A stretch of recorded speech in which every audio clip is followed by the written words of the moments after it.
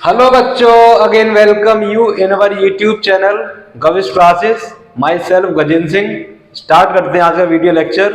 हम बात कर रहे थे understanding quadrilateral class 9th AMU entrance के लिए, और गाइड हम कॉन्सेप्ट हम गाइड से क्वेश्चन ले रहे हैं। ठीक है, तो बेटा स्टार्ट करते हैं फ्रॉम क्वेश्चन 64 से 63 तक क्वेश्चन अपलोड हो चुके हैं वीडियो चैनल पे, आप उसे देख सकते हो।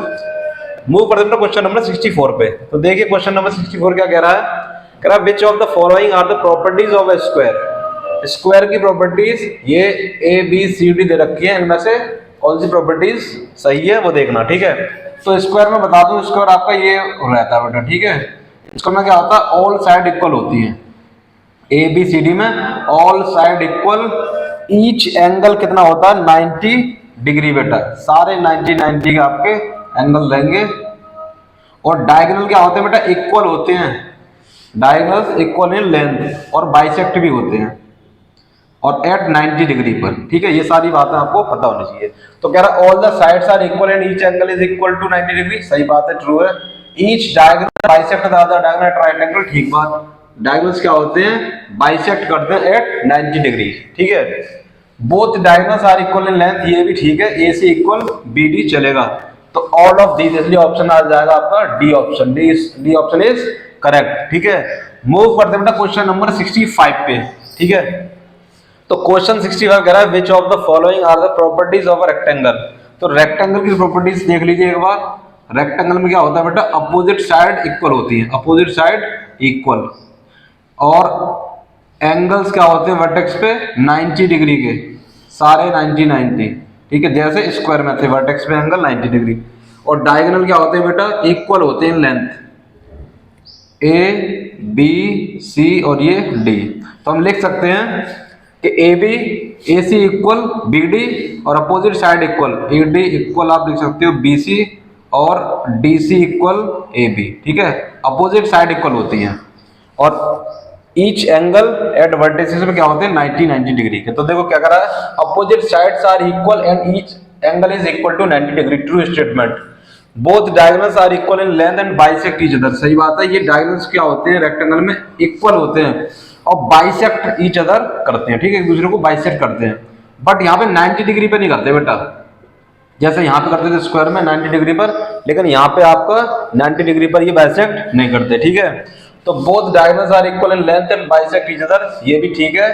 और एक diagonal of rectangle divides it into two congruent triangle. जैसे हमने ले लिया बीडी, तो बीडी से हमारे दो ट्रायंगल फॉर्म हो रहे हैं। चेक कीजिए, ट्रायंगल ए डी बी और ए डी बी और D C, triangle D C B, ये दो ट्रायंगल फॉर्म हो रहे हैं जो क्या होंगे, they are congruent each other, दूसरे एक दूसरे के कॉन्ग्रुएंट होंगे।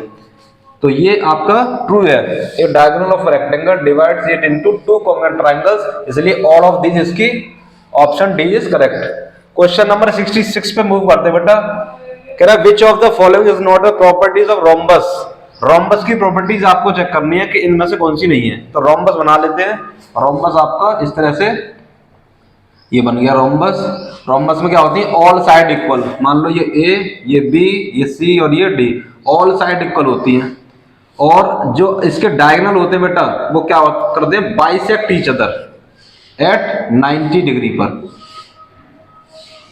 Bisect each other at 90 degree, all side equal होती है।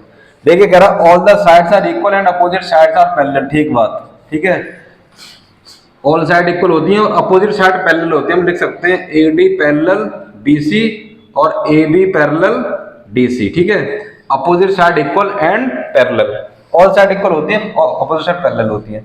बी ऑप्शन देखिए, कह रहा opposite angles of rhombus are equal. Opposite angles क्या होते हैं बेटा, इक्वल।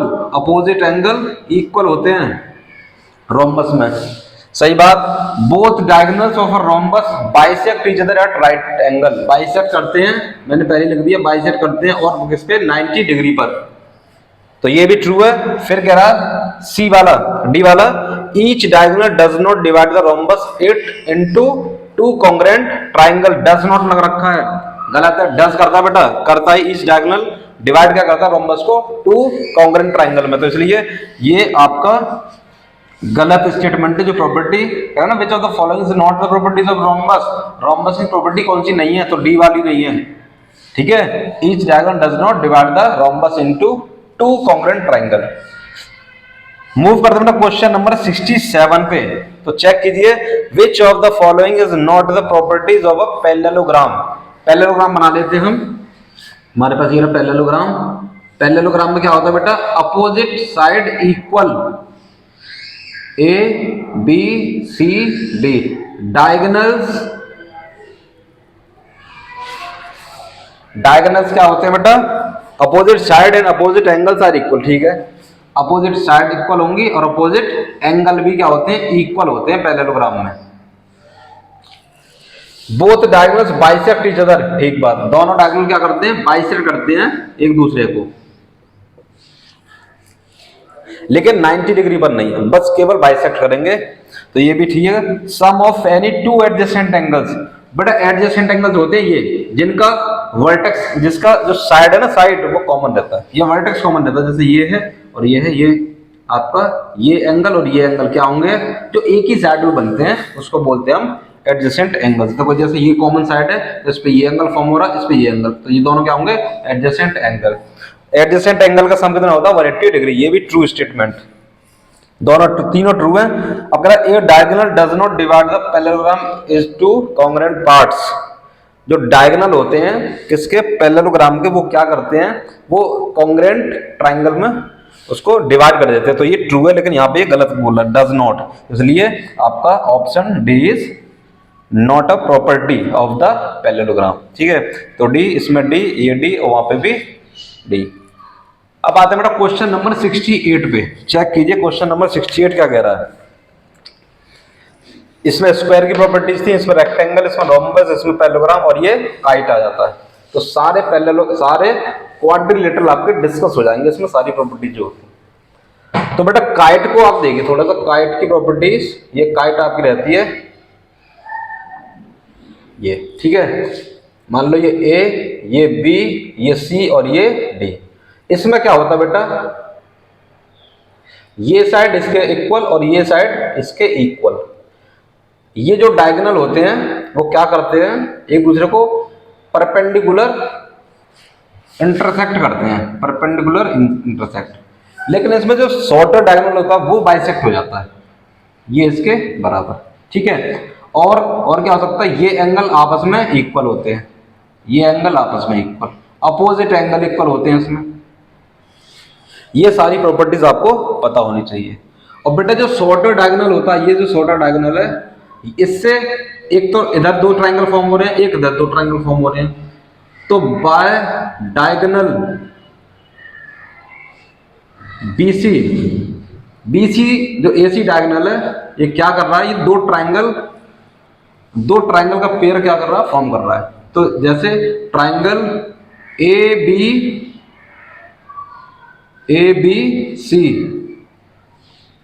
ट्रायंगल ABC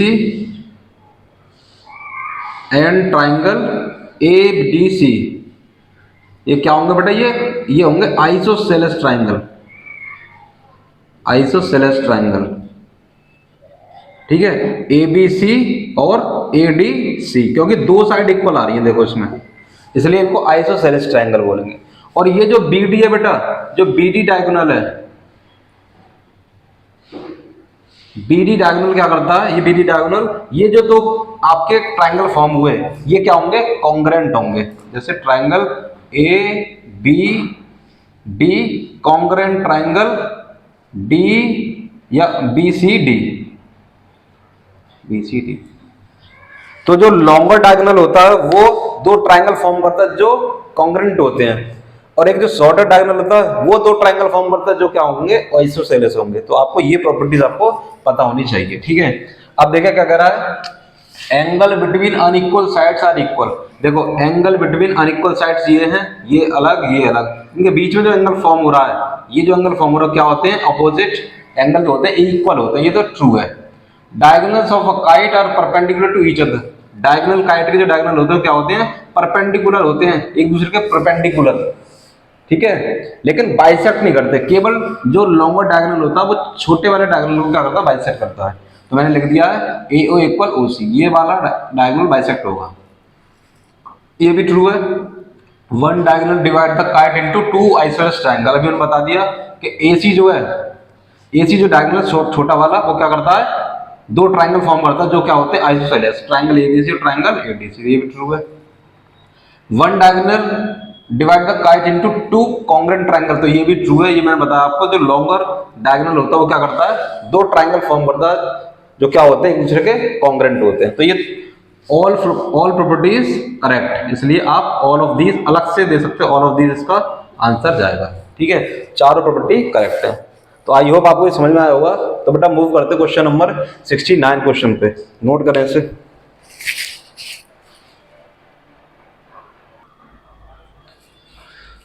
बच्चों अगला क्वेश्चन है 69 क्वेश्चन नंबर।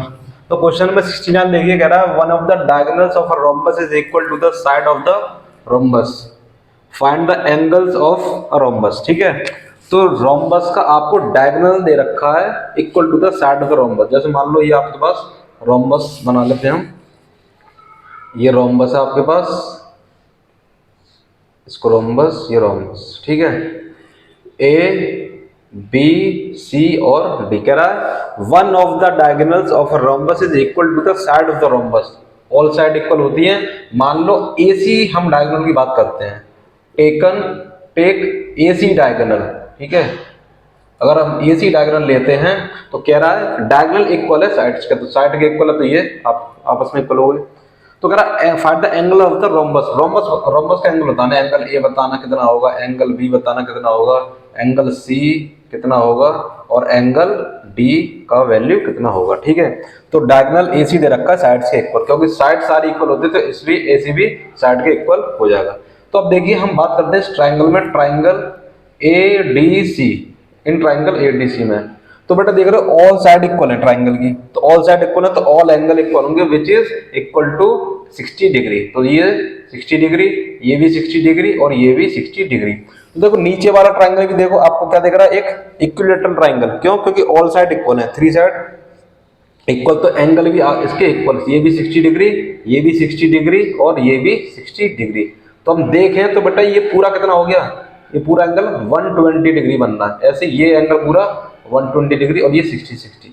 तो आपके एंगल आ गए 60 120 60 120, इसलिए ऑप्शन आपका इज करेक्ट ऑप्शन। ठीक है, क्वेश्चन नंबर 69 का सॉल्यूशन ऑप्शन ए है। ठीक है, क्वेश्चन 70 देखिए, कह रहा है perimeter of a kite. Kite दे रखा है, काइट का पेरीमीटर आपको गिवन है बेटा, काइट का पेरीमीटर आपको गिवन है। तो पेरीमीटर ऑफ काइट दे रखा आपको, पेरीमीटर ऑफ काइट दे रखा कितना, 70 सेंटीमीटर। देखो काइट क्या होता है, काइट इस तरह से फॉर्म होती है, इस तरह से ये साइड आपस में इक्वल, ये आपस में इक्वल होती है। ठीक है, और ये एंगल आपस में इक्वल, एंगल का कोई इश्यू नहीं है इसमें। आपको इट्स वन साइड दे रखी 15 सेंटीमीटर, मान लो हमने 15 सेंटीमीटर इसे मान लिया, तो ये आपस में इक्वल होती हैं तो इसे 15 हो जाएगा। और ये आपको बतानी, तो हमने मान लिया ये x, ये भी x हो जाएगा, क्योंकि एडजेसेंट साइड होती है वो क्या होती है, इक्वल होती है। ठीक है, इनके बीच में एडजेसेंट साइड वो जिनमें एक्यूट एंगल रहे। ठीक है, ऑब्ट्यूस एंगल वाली एडजेसेंट साइड नहीं लेनी है हमें एक्यूट एंगल वाली एडजेसेंट साइड लेनी है। एक्यूट एंगल वाली एडजेसेंट साइड क्या होती है, इक्वल होती है। तो इसलिए ये साइड अगर 15 तो ये 15, ये x माने तो ये भी x। तो अब आपको पेरीमीटर दे रखा 70, तो पेरीमीटर क्या होता है, सम ऑफ ऑल साइड। तो हम कर लेते हैं, जैसे मान लो a, ये b, ये c और ये d। तो हम लिख सकते हैं ab plus bc plus cd और प्लस da कितना होना चाहिए, 70 सेंटीमीटर। तो ab आपको दे रखा है x माना हमने, BC भी हमने x मान लिया और ये CD 15, तो दूसरी भी 15 चलेगी, 70 सेंटीमीटर। तो 2x equal 2x plus 30 centimetre आप लिख सकते हो और equal 70 centimetre. 2x equal to 70 minus 30 कितना हो जाएगा, 40 और x का वैल्यू 20। तो बेटा ये हमारा जो हमने लेट करा था वो 20 सेंटीमीटर आ गया और ये भी 20 सेंटीमीटर। तो क्या कह रहा है, find the other three sides. तो एक तो 15 हो ही गई थी और बाकी जो दो आई हैं जो इक्वल होंगी आपस में 20 20 आई हैं। तो चलिए 15 20 20 आपका ऑप्शन आएगा। क्लियर?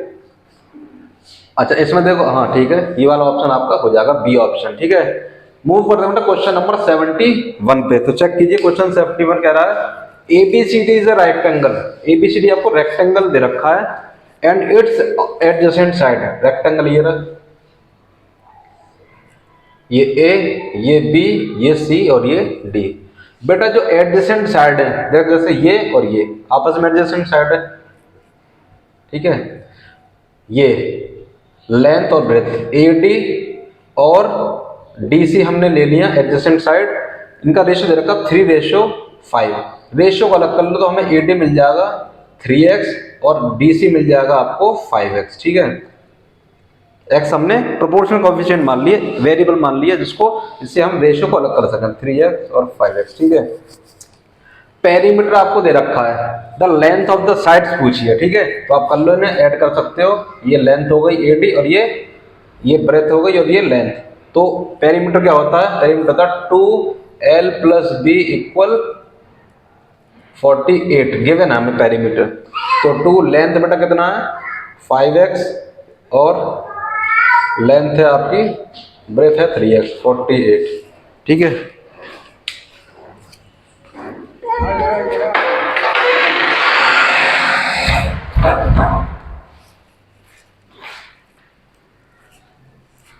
ठीक है बेटा, तो ये 5x + 3x कितना हो गया 8x = 48। ये कैंसिल हो जाएगा, 2 × 2 = 4, 2 × 2 = 8, x = 8, 8 × 3 = 24।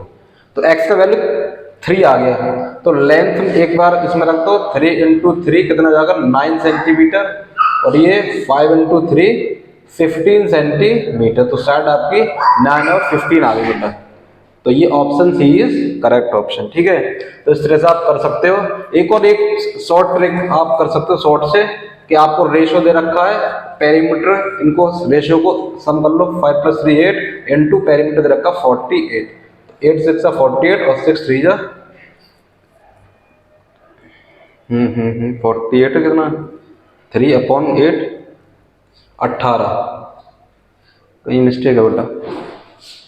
FBCD adjacent side ये 3:5 and its perimeter is 48 centimetre 18 centimetre और 5/8 करें तो 48 18 और 30। चलिए आप इसी से कर लेना, ये नहीं। क्वेश्चन नंबर 71 हो चुका है। 72 देखिए, इन द एडजॉइनिंग फिगर। बेटा फिगर दे रखा आपको, ये फिगर दे रखा आपको, देखो बना लेते हैं इधर। ये फिगर है, ये आपका बी पॉइंट, ये यहाँ पे इसका ए पॉइंट, ठीक है। यहाँ से और ये परपेंडिकुलर, ये एंगल पी है, ये एन और ये एम और यहाँ पे ओ। तो आपको फाइंड करना है ये angle P, angle M P N, angle M P N बताना आपको। तो देखिए यहाँ पे ये 90 डिग्री है बेटा, ये 90 डिग्री, ठीक है। और दे रखा आपको एंगल AOB, ये आपको गिवन है कितना है 36 डिग्री। तो आपको दिख रहा है ये क्या आपका 1 2 3 4, ये क्वाड्रिलेटरल गिवन है आपको। देखो quadrilateral MPNO, in quadrilateral MPNO में। तो आपको पता है sum of the interior angle in quadrilateral कितना 360 डिग्री। तो 36 degree plus 90 degree plus 90 degree और प्लस एंगल P जिसे हम एम्पियर बोल रहे हैं, वो आपका निकल आएगा 360 डिग्री में से माइनस करके। तो कितना होगा एंगल P 360 डिग्री माइनस, इनको ऐड कर लो 180 प्लस 336 216। तो 216 डिग्री को आप माइनस कर सकते हो, तो कर दीजिए 4 होगा और ये 144 डिग्री, एंगल पे कितना आ गया 144 डिग्री। तो ऑप्शन आपका बी इज करेक्ट ऑप्शन। क्या करना था नथिंग बट लेकिन आपको 90 ये दे रखा आपको 36 डिग्री, ठीक है। तो आप कर सकते हो sum of all interior angle in any quadrilateral कितना होता है 360 डिग्री। तो आप क्वेश्चन नंबर 73 देखिए बेटा, कह रहा है इन द एडजॉइनिंग फिगर दे रखा आपको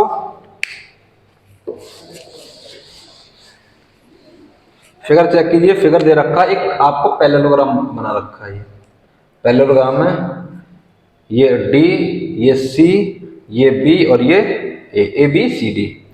ये आपका ऐसे दे रखा है। ये क्या बेटा, ये आपको bisector of angle A and angle B, ये और ये आपस में इक्वल, ये और एंगल आपस में इक्वल, ठीक है।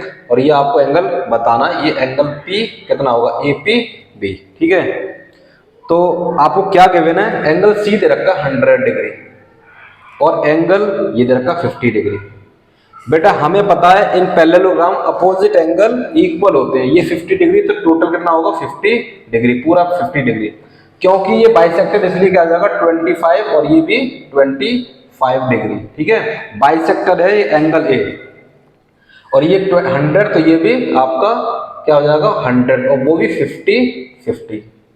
तो बेटा आप इस ट्राइंगल में ले लो, आप इन ट्राइंगल ए पी बी, तो सम ऑफ ऑल ट्राइंगल कितना होता है 180 डिग्री। तो एंगल ए पी बी अब आपको फाइंड करना, तो हम क्या करेंगे 180 डिग्री माइनस इन दोनों का सम कर देंगे और प्लस करके 25 डिग्री इसको माइनस कर देंगे। 180 डिग्री माइनस कितना हो गया बेटा, ये 75 डिग्री, इसको माइनस कर दो तो कितना होगा ये 105 डिग्री। तो ए पी बी कितना आ गया 105 डिग्री। कैसे करा, क्योंकि अपोजिट एंगल इक्वल होते हैं और ये बाइसेक्टर है।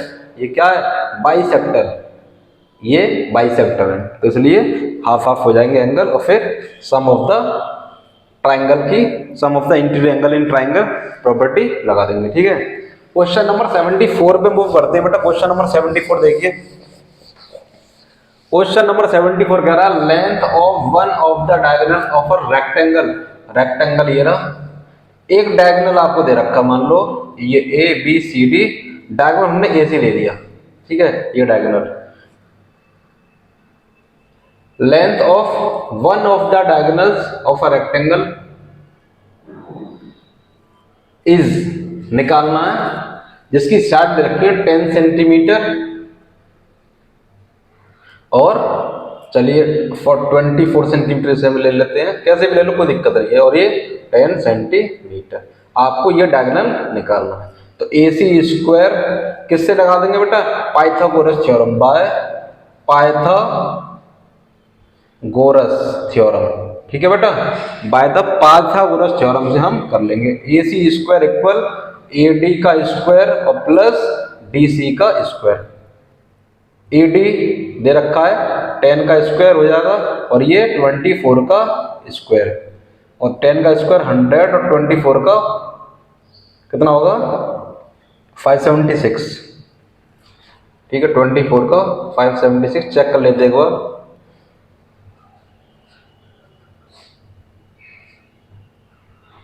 यस 576 हो जाएगा। तो बेटा ऐड करेंगे तो हो जाएगा 676 और AC का रूट चल जाएगा तो ये हो जाएगा 26 का होता है बेटा। ये AC का वैल्यू कितना आ गया 26, तो इसलिए ऑप्शन आपका 26 सेंटीमीटर। आई होप आपको सब समझ में आ रहा होगा। इसमें क्या करना था, इसमें रेक्टेंगल का एक डायगोनल आपको फाइंड करना है, length of one of the diagonals, क्योंकि दोनों इक्वल होते हैं, आप कोई भी ले सकते हैं, दोनों डायगोनल इक्वल होते हैं। तो हमने ये डायगोनल ले लिया AC और ये आपको दे रखे हैं लेंथ और ब्रेथ दे रखे हैं। लेंथ हमने 24 सेंटीमीटर और ब्रेथ हमने मान ली 10 centimetre. By the Pythagoras theorem we can easily find out the diagonal of AC, ठीक है। तो 26 सेंटीमीटर ऑप्शन। क्वेश्चन नंबर 75 पे मूव करते हैं। कह रहा बेटा to construct a unique parallelogram then minimum number of required measurement of required. आपको कितनी चीजें की जरूरत पड़ेगी एक यूनिक पैरेललोग्राम फॉर्म करने के लिए। तो देखो बेटा पैरेललोग्राम होता ये है, ठीक है। तो आपको क्या क्या चीज की जरूरत है, एक तो आपको साइड पता हो, एक एडजेसेंट एंगल पता हो जिस एंगल से आप ड्रॉ करोगे, ठीक है। और फिर उसके बाद ये आप कितना ले रहे हो वो आपको पता होना चाहिए, फिर आप आराम से फॉर्म कर सकते हो। तो आपको एटलीस्ट 3 आपको मेजरमेंट पता होनी चाहिए तब आप फॉर्म कर पाओगे। इसलिए ऑप्शन 2 साइड और उनके बीच में एंगल, ठीक है। तो इस तरह से 75 क्वेश्चन नंबर तक हमारे क्वेश्चन हो गए। आई होप आपको इसमें कोई प्रॉब्लम नहीं होगी। अगर प्रॉब्लम होगी तो आप मुझे कमेंट करके जरूर बेटा शेयर करें, और आप थोड़ा सा कमेंट किया करा कीजिए, और अपनी जो भी क्वेरी है उसे आप शेयर करें हमसे। तो बेटा मिलते हैं अगले वीडियो लेक्चर में, जिसमें हम इसके 5-6 क्वेश्चन और रहे होंगे, फिर उनको फिनिश कर देंगे, फिर अगला चैप्टर पे मूव करेंगे प्रैक्टिकल ज्योमेट्री पे। तो बेटा पढ़ते रहिए और मेहनत करते रहिए, ठीक है। तो मिलते हैं बेटा अगले वीडियो लेक्चर में। तो थैंक यू वेरी मच।